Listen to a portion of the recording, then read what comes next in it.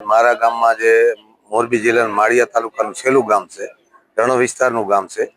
અને જે આ 3 નંબર મચ્છુના ડેમના નાલા ખોલવામાં આવે છે એનું પાણી બધું અમારા માળિયા તાલુકામાં માળિયા,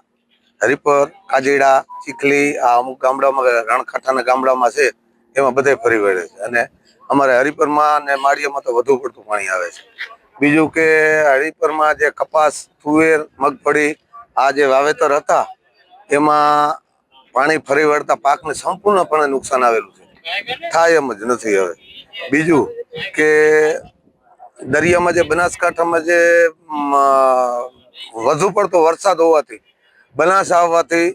દરિયાનું ખારું પાણી અને આ બાજુથી મચ્છુ નદીનું પાણી બંને ભેરા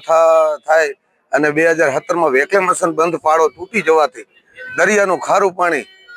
અમારે અમુક જમીનમાં ફરી વળે છે। ખારા પાણીને હિસાબે ખેતર જમીનની પણ નુકસાન મોટા પાયે થયેલી છે। જે દર વર્ષે અહીંયા પાણી આવી રહ્યું છે મચ્છુ નદીનું અને વ્યાપક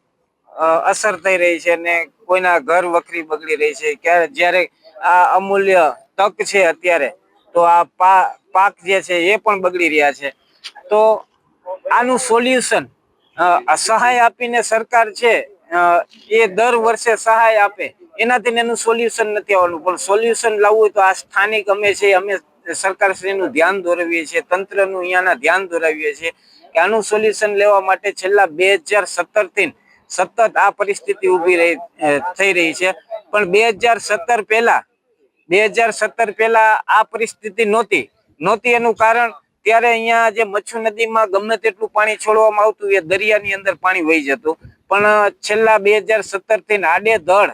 તંત્ર દ્વારા જે મીઠાના ઉદ્યોગો છે એના ઉપર જે લગામ કસવી જોઈએ લગામ નથી કસતા। અહીંયા 20-20 ફૂટના જે પારાઓ છે એ પારાઓ બિનકાયદેસર ઉભા કરી દીધા છે, જેના કારણે મચ્છુમાં છોડવામાં આવતું પાણી રોકાઈ જાય છે અને માળિયા અને માળિયાની આજુબાજુના વિસ્તારની અંદર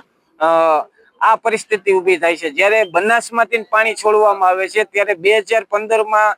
બનાસમાંથી જે પાણી છોડવામાં આવે ને ત્યાં એક પારો છે એ પારાનું રિપેરિંગ કરેલું, પણ 2017માં પૂર આવ્યું ત્યારે એ પારાનું ધોવાણ થઈ ગયું, જેના કારણે બનાસનું પાણી પણ આજુબાજુના વિસ્તારમાં